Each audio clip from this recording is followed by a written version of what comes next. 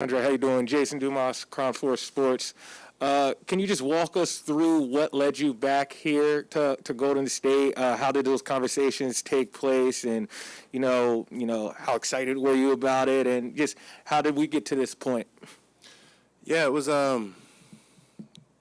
just a constant conversation I was having with different folks, and we built something special here. So I got a lot of great relationships. So I've always been in touch with the guys, but Jacob Rubin is, someone I play golf a lot with, and one of the started off as an intern, one of the hardworking guys, and just kind of building himself up, building his way up, and we just built a really good connection, as well as some other folks. But he was the main one. We would throw crazy scenarios out there, shooting the crap, and it just came about. And then free agency comes, and I was expecting to go a different type of path of life or whatever, and finished the season off last year better than I thought I would. So called some folks I know and told them let's do it. So there was a point last year, you're saying, where you weren't even sure if you were going to be playing basketball this year? Well, not necessarily. I still had Miami had a deadline to pick up my option, so was kind of weighing that option and seeing where that may go, and they declined it. So other options opened up, and you never close the door. So the door is always there. You decide which one you want to go down. You've been around a few weeks now. What have you thought of some of the young guys you're coming and meeting, and Kuminga, Wiseman, some of those guys? Yeah, it's a good question. I haven't even really seen James on the floor much, just the time slots when he's on the court and when I've been on the court. But I've seen him doing some just simple things, and maybe just simple footwork or simple hook shot, and really excited to see him back on the floor. He's asking me the right questions, which tells me a lot about who he is, and that's probably the player I'm most excited to,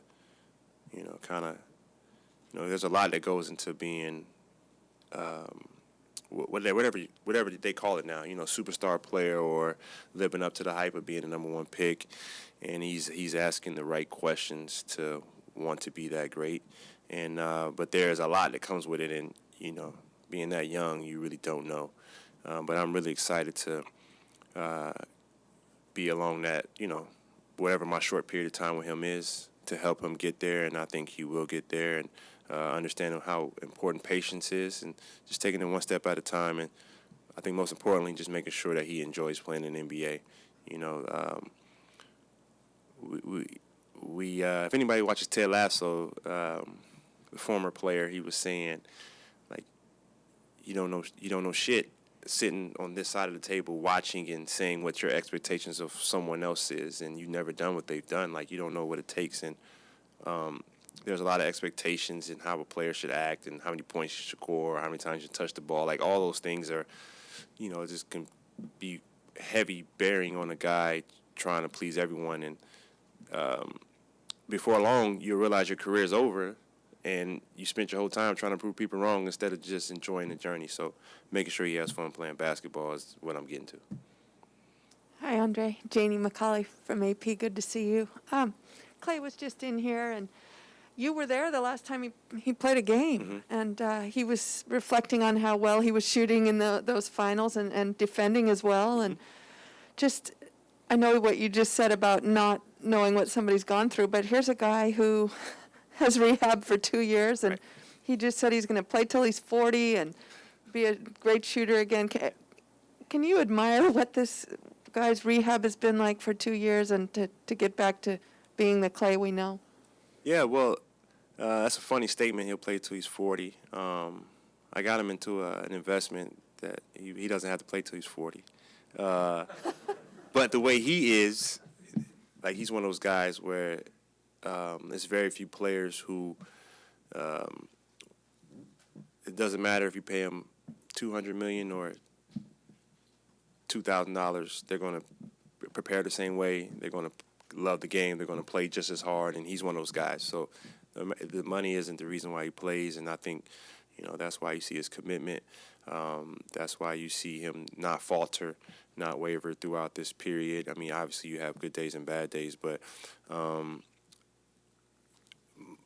you have guys who have one of those injuries and never come back, and they just kind of like, they slowly but surely try to get back, and they're not quite the same, and they just take the check, and that's it. Which is understandable with how devastating the injury is, but for a guy to have two, and then for him to get back to what I've seen, is just a testament to who he is and what he stands for, and I'm really looking forward to finding him in the area he likes to be found, and watching him shoot the ball.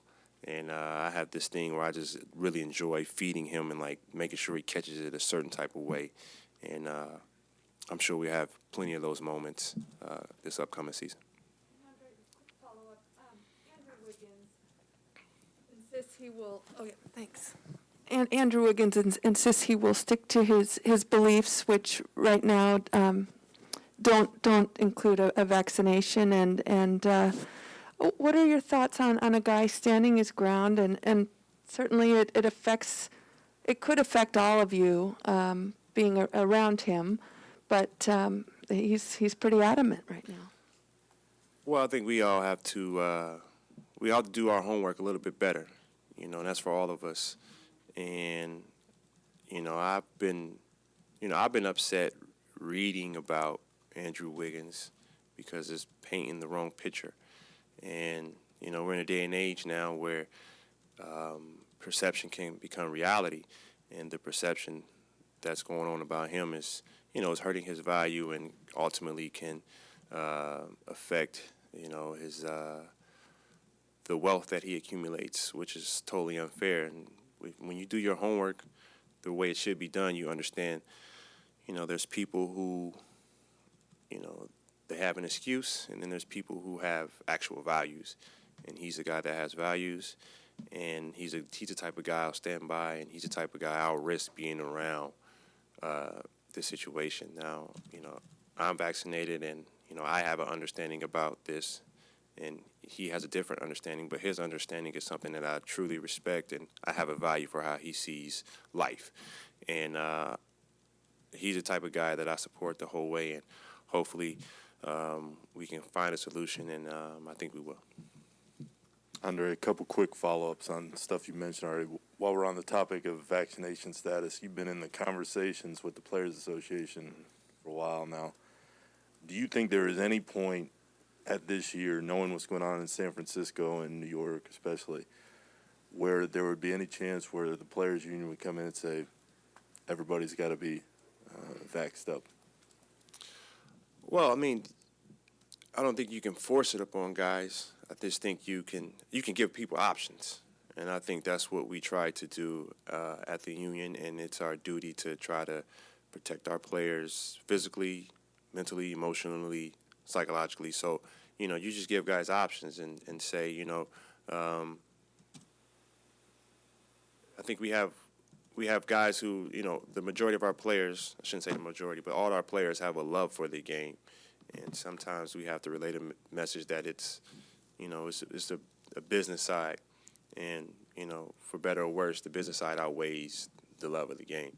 And we're in a situation where, the business comes first, which is why we're playing in the pandemic. And we have to understand how CBA works, how BRI works, and how all this is affected by, this pandemic. So you just give the guys a choice, and you make your choice, and then you just live with the consequences. So I think you take that's the proper way to take it. Specific to your own career, you mentioned the door is always open, at least now. Are you walking into this season thinking, this is my last year, or are you holding that door open to see how this year plays out and making a decision after that? I haven't even really thought about it, to be honest. I've had times where I thought about retiring after year 10. You know what I mean? Year 7. You go through different times of your life, and it's just what's next? So it'll always be open. Of course, it's going to end.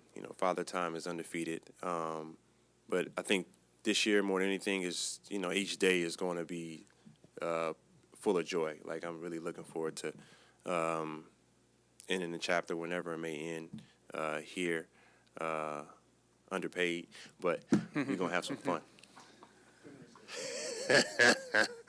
Andre, Chris Alvarez, ABC7 back here. We all know what Steph can do on the floor. You've seen him evolve as a player, but how proud are you of him as a man and what he does in the community? I know you were at the Eat, Learn, Play golf event and just all the things he does, and I don't know how he finds the time to use his platform for the good he does. Yeah, it's all those things you just said, kind of encapsulates who he is as a person, and the father, the basketball player, the husband. I just did this cool couples thing with him that was like really cool and different. That it brought like a lot of fun to me and my wife. So I've said it many times before. What he stands for. A generational, impactful guy that you don't see often. It's only like one of those guys every generation, and just kind of how he changed the game. Talking to Steve, and Steve was like, Steph Curry was the reason why you're allowed to have fun and laugh on a basketball court, where as opposed to before it was all macho and who's the toughest and who's the meanest and the baddest, and he made it cool to go out there and have fun, and he made it cool to be a husband who's there with his kids and the whole family first type of person. You never saw that quite or embraced as much from an athlete before.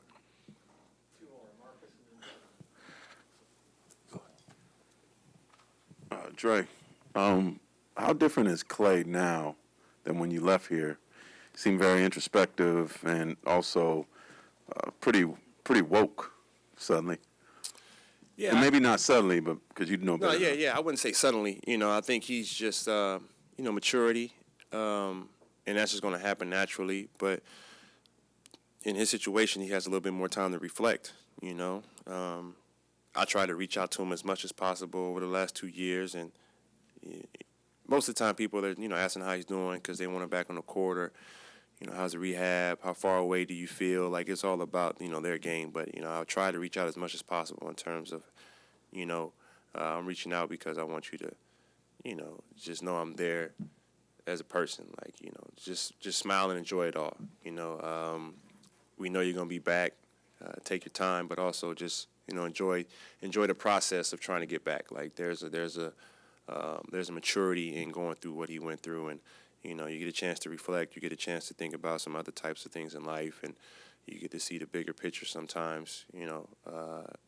And you see how, you realize the things that you love.